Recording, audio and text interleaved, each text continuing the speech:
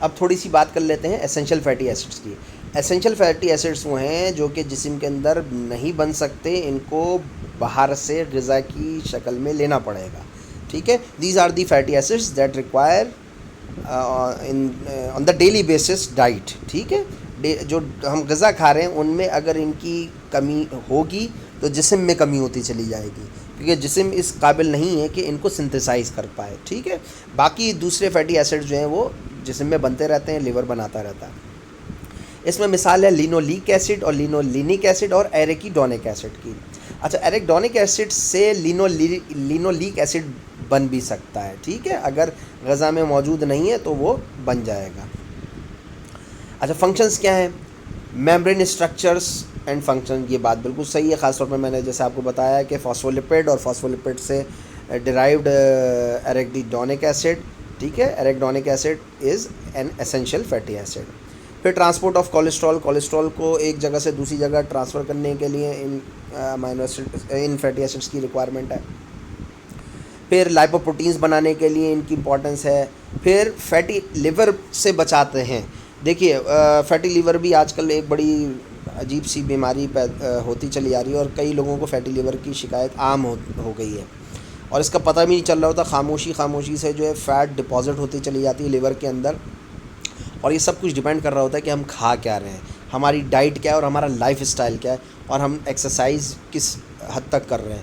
دیکھیے, sedentary life style لوگوں نے اپنا لیا ہے, باہر کی غذائیں زیادہ پریفریبلی کھاتے ہیں, ٹیک اویز میلز آ گئے ہیں, ہوم ڈیلیوری میلز ہو رہے ہیں. ٹھیک ہے جی, فوڈ پانڈا آ گیا ہے. تو اب یہ سارے مسائل تو آنے تھے نا. پھر اس کے علاوہ ایکسرسائز نہیں کر رہے, تو چیزیں جو ہم کھا رہے ہیں پی رہے ہیں وہ الٹیمیٹلی جمع ہوں گی, اور جمع کہاں ہونا ہے, ان کو باڈی میں ہی جمع ہونا ہے. لیور سب سے پہلے آتا ہے.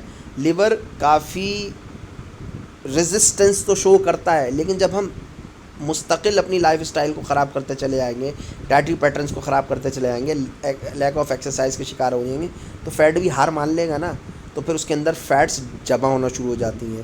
اس کو کہتے ہیں فیٹی لیور. اس کی ڈائگنوسس بنتی ہے الٹرا ساؤنڈ میں.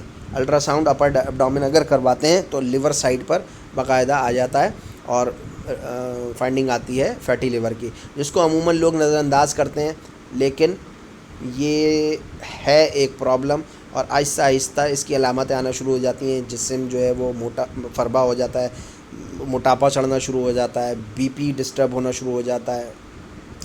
پھر بھوک پیاس کا کوئی روٹین نہیں ہوتا, قبض کی شکایت ہو جاتی ہے, پیٹ میں گیسز کا اجتماع بہت کامن ہوتا ہے, جسم سست ہوتا چلا جاتا ہے, ڈل ہونا شروع ہو جاتا ہے, انسان ایکٹیو نہیں ہوتا, اور پھر خدا نخواستہ رسک فار ڈائبٹیز میلائٹس کی طرف بھی معاملات جا سکتے ہیں. تو فیٹی لیور کو کوئی بھی اگر کوئی کسی تشخیص ہوتی ہے تو اس کو سیریس لیں. اور اس میں سب سے زیادہ جو اہم چیز ہے نا وہ یہی ہے کہ لائف اسٹائل اور ڈائٹری پیٹرن چینج کریں, ایکسرسائز کریں, اور ڈیٹاکس فوڈ استعمال کریں. اب ونس اگین آپ نیوٹریشن والے بچے ہیں, انشاءاللہ تعالی آپ کو ان سب چیزوں کی معلومات ہونی چاہیے. ڈیٹاکس فوڈ لیں, اور ڈیٹاکس فروٹس لیں, ویجیٹیبلس لیں. اس میں 2-4 نام جلدی بتا دیتا ہوں. ادرک کا جوش آندہ, یہ ادرک ٹی جسے کہتے ہیں. لیمو پانی, یہ بہترین چیز ہے. شہد, یہ بہت بہترین چیز ہے, یہ ڈیٹاکس ہے. اسٹرابیری, چیریز, ٹھیک, ایلو ویرا, ٹھیک, یہ بڑے اسٹرانگ اینٹی آکسیڈنٹس ہیں. آملے کا مربع کھلایا جائے تو بہترین ڈیٹاکس ہے, اور یہ فیٹی لیور کے لیے بڑا اچھا ہے. املی, آلو بخارا, پودینہ, سونف, ٹھیک, یہ وہ ڈیٹاکس چیزیں ہیں جن کا استعمال کرایا جا سکتا ہے مختلف انداز سے. لیکن الغرض میں یہ کہوں گا کہ طبیب حاذق سے مشورہ ضرور کر لیں. آپ لوگ نیوٹریشن کے تو ہوں گے انشاءاللہ تعالی, لیکن تھوڑا سا آپ کی فیلڈ جو ہے نا ہربل میڈیسن سے بڑی کلوز ہے. خاص طور پہ جب آپ غذا کی طرف آتے ہیں اور آپ کو ایسے کچن ہربس کا بھی سہارا لینا ہوتا ہے, تو وہاں تھوڑا سا طبی نالج بھی اپنی انہانس کیجیے, اور ایک اچھا سا کمبینیشن بنا کر مختلف ڈیٹاکس فروٹس, ویجیٹیبل, سلاد, ان چیزوں کی طرف, فروٹ کاکٹیلز, ٹھیک ہے نا, ان کی طرف آپ لے کے جائیے پیشنٹ کو اور پرسکرائب کیجیے. اس سے بہت حد تک جو ہے خاص طور پہ میٹابولک جو ڈیزیزز ہیں ان میں کنٹرول ہوتا ہے، اوبیسٹی کے حوالے سے، بلڈ پریشر کے حوالے سے، اسٹریس کے حوالے سے، ٹھیک ہے نا، یہ بڑی اچھی اچھی چیزیں ہیں. اچھا جی، deficiency of essential fatty acids اگر ہوگا تو اسکن ڈرائی ہونا شروع ہو جاتی ہے، اس کو ٹوڈ اسکن بھی کہتے ہیں، ٹھیک ہے نا. فرائنوڈرما بھی ایک اس کنڈیشن کا نام ہے. تو اسینشل فیٹی ایسڈز کی کمی نہیں ہونی چاہیے غذا میں. عموماً فیٹی ایسڈز کی یکدم کمی نہیں ہوتی، یعنی کہ اگر آپ نے 4-5 دن نہیں کھایا تو یہ ایزیوم کرنا ہے کہ اسینشل فیٹی ایسڈز کی کمی ہو جائے گی، ایسا نہیں ہے. کیونکہ لیور کے اندر یہ سٹور بھی ہو جاتے ہیں، ایڈیپوز ٹیشو کے اندر سٹور ہو جاتے ہیں. ایک خاص عرصے تک اگر غذا میں اسینشل فیٹی ایسڈز نہیں آ رہے ہو نا، تب یہ پرابلم آتی ہے. ٹھیک، ٹرائی اسائل گلیسرول کا بھی تھوڑا سا ذکر سن لیتے ہیں. ٹرائی گلیسرائڈ جسے کہتے ہیں، مین اسٹوریج آف فیٹی ایسڈز. تمام جو فیٹی ایسڈز ہیں جو بلڈ اسٹریم میں گھوم رہے ہوتے ہیں ان کو یہ کوشش کرتا ہے کہ اپنے ساتھ سمیٹے اور لے جا کر لیور کو دے دے. تو یہ ٹرائی گلیسرائڈس کا کام ہوتا ہے کہ فیٹی ایسڈز کو وہ بلڈ اسٹریم میں سے چن لے. لیکن اگر یہ زیادہ بنے گا تب بھی یہ ایک پرابلمیٹک سچویشن لا سکتا ہے. کمپنسیٹ تو یہ کرتا ہے کہ فری فیٹی ایسڈز زیادہ گھومنے نہ دے بلڈ میں، کیونکہ فری فیٹی ایسڈز جو ہیں وہ بھی جا کے ڈپازٹ ہو جاتے ہیں آرٹریز کے لیومن کے اندر. لہٰذا یہ اچھا ہے کہ یہ ان کو اسمبل کرتا ہے، اٹھاتا ہے، پک کرتا ہے، لیور میں پھینک دیتا ہے.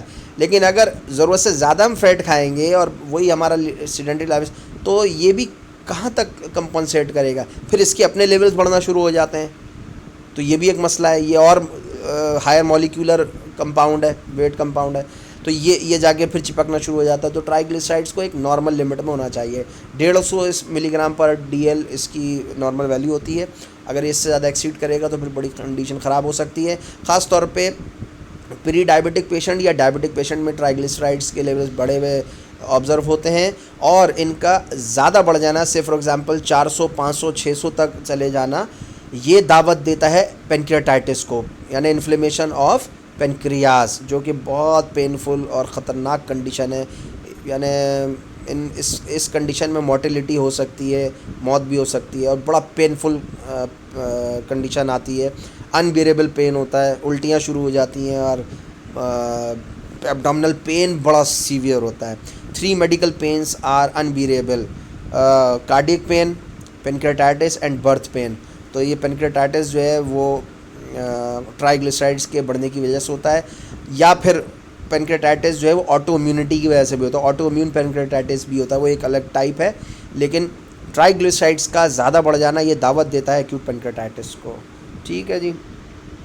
اور گلیسرول کائنیز انزائم جو ہے اس کو توڑتا ہے، بناتا ہے. اور ٹرائیگلیسرائڈس کا دوسرا نام جو ہے گلیسرول 3 فاسفیٹ بھی ہے. ٹھیک، تو یہ تھوڑا سا ذکر تھا ٹی جی کے بارے میں. امید ہے یہاں تک ڈسکشن سمجھ میں آئی ہوگی.